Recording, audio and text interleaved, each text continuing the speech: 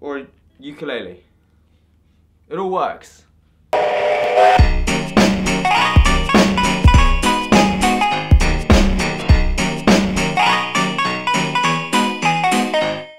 Hey guys, first vlog back in London, and I'm still late for things.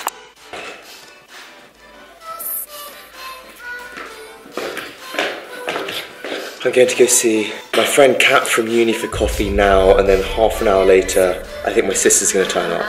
But I literally forgot what day it was today. See you guys there.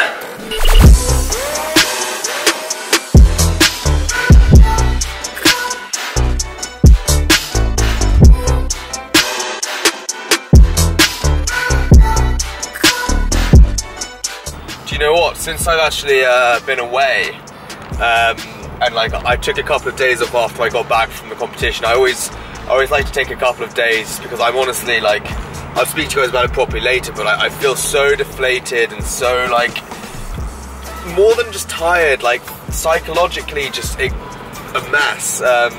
It's just like you come back from these places where it's like so, wait, look how amazing this blossom is. Anyway, you get back from these places that are like, it's like so intense. It's like this really high octane competition environment of like, you know, screaming, shouting, highs, lows, upset, happy, like everything from when you win a point to like screaming your heart out to like losing a DE and realizing your competition's over.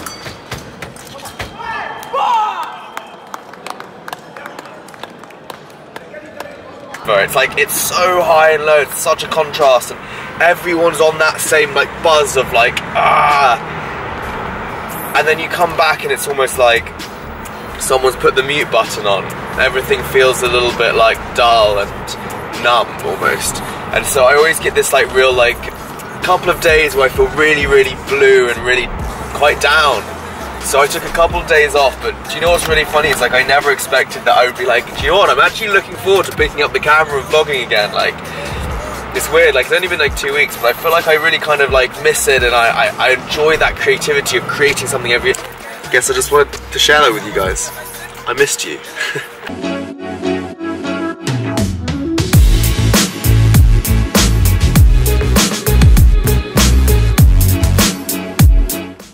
Okay.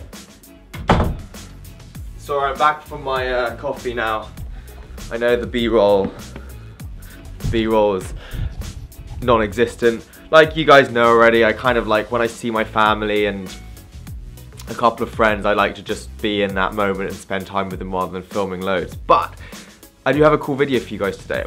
I got a question a couple of days ago. One of my videos from a girl, I think it was a girl. Anyway, I got a question from someone who was asking about tips for someone who has recently become a full-time crutch user. And I was like, of course, yeah, I've got loads of tips. What in particular are you struggling with? And they said that it's mainly carrying things around. Actually, I'm gonna find the comment, boys. Oh, got it.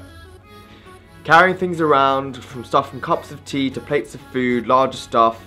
Okay, that's like, it's a really good question, and rather than showing you the kinds of ins and outs and tips and this and that, I'm just going to show you what I do and what I've learned to do. And I don't think there should be any difference between me and you guys. Hopefully you guys can learn or adapt or take ideas from whatever it is that I try and do.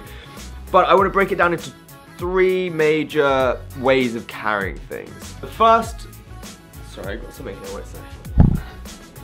So you always want to keep the thing that you're carrying in the hand that is not on the side that you have a bad leg. That makes sense? So if you have a bad right leg, carry things in your left hand. If you have a bad left leg, carry predominantly things in your right hand. You don't want to be unstable on the side that, because you might fall over. So, that said, there are 3 main ways of carrying things for people on crutches. The first being in your hands. So, as you can see here, I sort of just carry it like this. So I carry this with 3 fingers, and then I put the other 2 on the end of my crutch like that. That is how I can carry things And you can carry all kinds of things like that, from a skateboard, a laptop, a bottle of water, a guitar, or a massive lemon, or a ukulele. It all works. It kind of really depends on what you're able to do with your fingers. I mean, all of these things are a bit awkward, and it will take you time to build up the strength in your fingers. I never used to be able to carry a laptop, but I bought a laptop that was small and light, and now I can carry this in and around the house if I need to, just like this. Same technique, just like that. I don't know if you guys can see. Literally just like that. Also, a good tip would be sometimes carry it from the corner, so that there's less, like here, it feels like there's loads of things, loads of ways it can slide around. Just try carrying it from the corner. It's actually not that difficult. You kind of get used to this kind of stuff as you go. Okay, second way of carrying things is on your back. So, like a backpack. I always have a backpack handy, and if, for example, I need to carry a couple of headphones, I need to carry a couple of whatever it is, laptops and more things than just one thing, then always just chuck it in my backpack. There's always the danger when you have it over one shoulder of that happening. So to avoid that, maybe you want to tighten this strap pretty tight, and then when you're walking, push your this up against the bag, and then you can walk pretty conveniently on one shoulder, or of course put it over two shoulders, up to you. Of course, if it doesn't have straps and it's too big to get in a backpack, you can always add a strap.